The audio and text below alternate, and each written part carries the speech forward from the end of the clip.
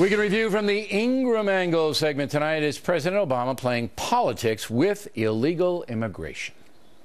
Mr. President, when you had absolute control of Congress, you really didn't fight for immigration. And then when you had the situation where you lost majorities, then you take action.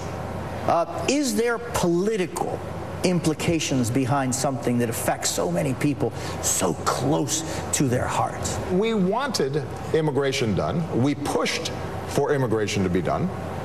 But ultimately, we could not get the votes to get it all done. Even though the Democrats control both houses of Congress, right? Joining us now from Washington, comment, Ms. Laura Ingraham. Why are you giggling? Why are you laughing? I mean, this is, come on. I mean, that was hilarious. I'm actually glad Jose Diaz-Balart asked that question. Good for him.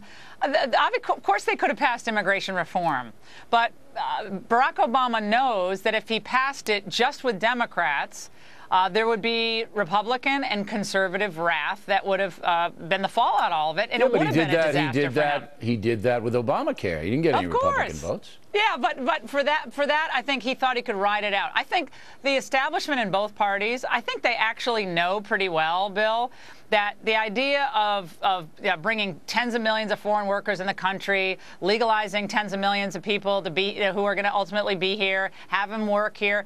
I think they know it's really not a popular idea, and pretty much every poll shows that people want either the same level of legal immigration or less immigration. Only 7% of the country in the last Gallup poll wants more immigration. So both parties know that. People want legal immigration, but they want it to be measured, and they want it to work for the country, et cetera, et cetera. So I think Obama just knows that. So he just didn't want to deal with any of the political fallout, and I think he actually thought Obamacare was going to work. So because what you're he just saying didn't know is, the system. and I'm putting words in your mouth, but you correct me, that in his first term, he didn't want to pass any kind of amnesty for illegal aliens because he might not get reelected. Because if he did that just on party lines, then folks would be mad at him and they'd boot him out after 4 years. Is that pretty much it? I think that's a big part of it. I also think he didn't really believe that he was going to lose as many seats as he did in the midterms in 2010, Bill. So I think he couldn't do both Obamacare and amnesty all these people. He had to pick one, and he picked the one that was I think what he believed was going to be ultimately more sellable. Yeah. I think both fell on their face. Okay. Though. Now, moving ahead, it'll probably be the Supreme Court will rule that President Obama does have the authority to do the executive order. I think that most people believe that the president will win. Okay, yeah. And you dissent. Yeah.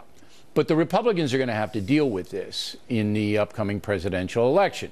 They're going to have to repudiate Barack Obama's executive order, and they're going to have to repudiate the amnesty that it really is. It's an amnesty play. How are they going to do that, in your opinion? Well, I think you nailed it, Bill. I don't think that McConnell and Boehner especially are going to be able to claim that they're against amnesty, really, though, because they, in different occasions, they both said we need to do some type of reform. They've muddied the waters here, I think, the Republicans. We know what the Democrats want to do, but the Republicans are trying to serve two masters. They're trying to serve the big business interest that wants to keep the cheap labor coming, and they try to serve the grassroots to some extent, and they basically want enforcement, and they want an immigration policy and a system that has the American worker and the American people at the forefront. So they're trying to serve two masters, and they're caught. And it's not in the end going to be good for Republicans unless they have a very clear message. Going all in on amnesty is going to bring out the wrath of the Republican voter, and I think you're already seeing it with how McConnell's handling this funding of DHS. But fast forward to 2016. Let's say the nominee is somebody who believes that, the pathway to citizenship, voting rights, working rights.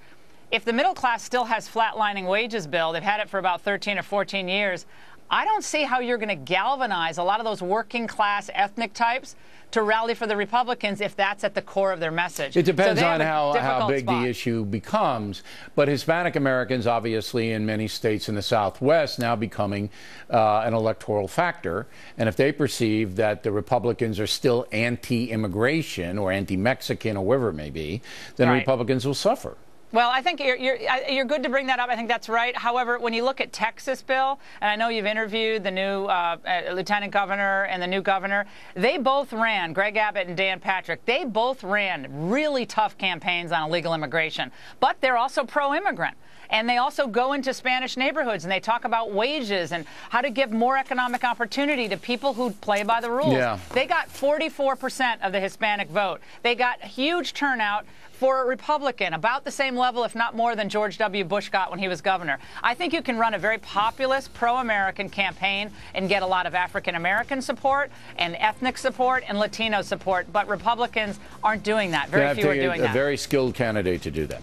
Yes. Laura Ingraham, everybody. Plenty more Heads of Fact and Moves along this evening. Charles Krauthammer and I will try to come up with a strategy to fight the ISIS terrorists. That should be interesting.